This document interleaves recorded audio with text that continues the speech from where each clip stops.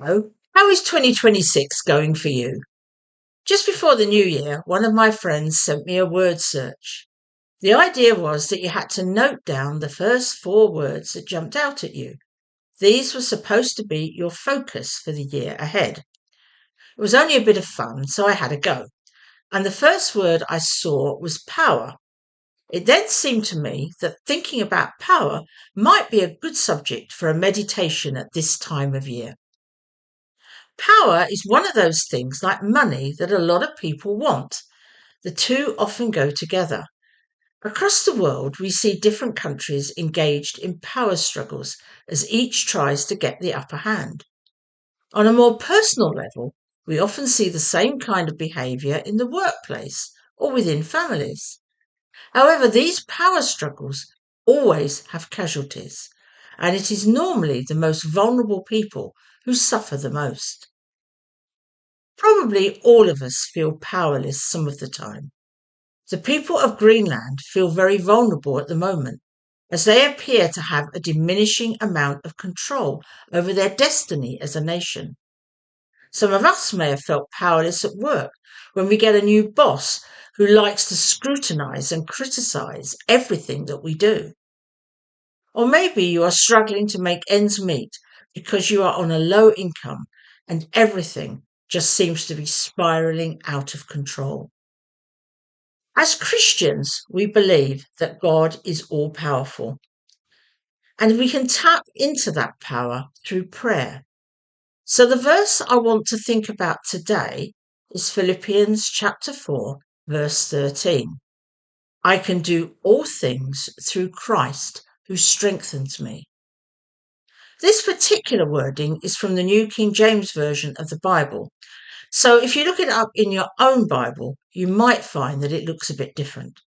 For instance, in the NIV that we use at church, it says, I can do all this through him who gives me strength.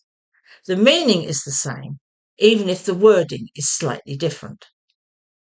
In this chapter, Paul is writing to the church at Philippi and thanking them for gifts that they have sent him. He explains how he has learned to cope with all the ups and downs of life. Let's break down the verse into sections. The first part says, I can do all things. On its own, it sounds like a self-help book, call to positive thinking. At this time of year, there are plenty of people with lots to say about this.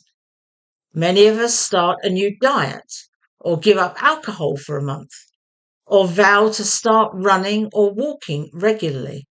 And there are books, websites, and apps full of practical advice to help us.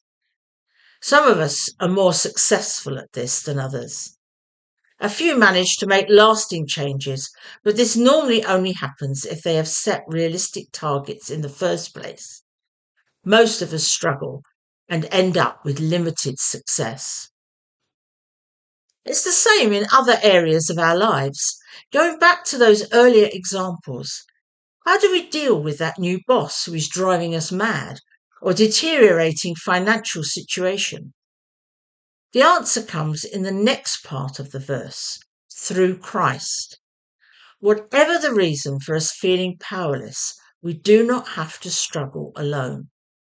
The reason that we can do all things is because God will help us if we ask him, and he will walk every step of the way with us. It really doesn't matter what the situation is or whether it's our own fault or not that we need help.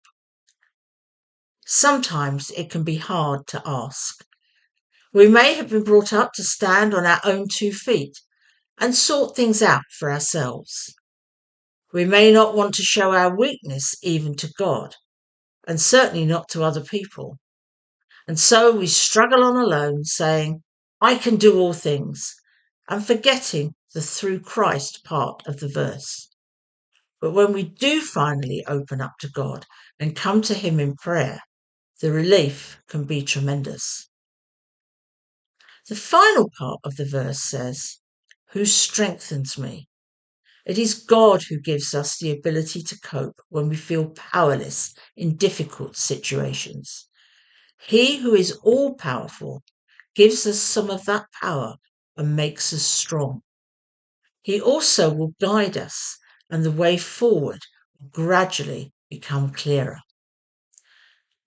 This way of thinking about power is very different from most of what we see around us. But rather than making us feel weak, it actually gives us freedom. We no longer have to carry our own burdens. In a church that I used to attend, there was an altar cloth depicting this. Firstly, it showed a figure bent double under a heavy sack, but then it showed that same figure laying their burden at the foot of the cross and walking away completely upright. In the same way, trusting in God means that we can rely on His power in difficult situations and can be free of the things that sometimes weigh us down. So, as we move further into 2026, I want to encourage you to spend some time thinking about this verse. It's short and easy to learn, and yet it can really help when everything seems a bit too much to deal with. You might even want to repeat it to yourself each morning when you wake up to set the tone for the day. I can do all things through Christ who strengthens me.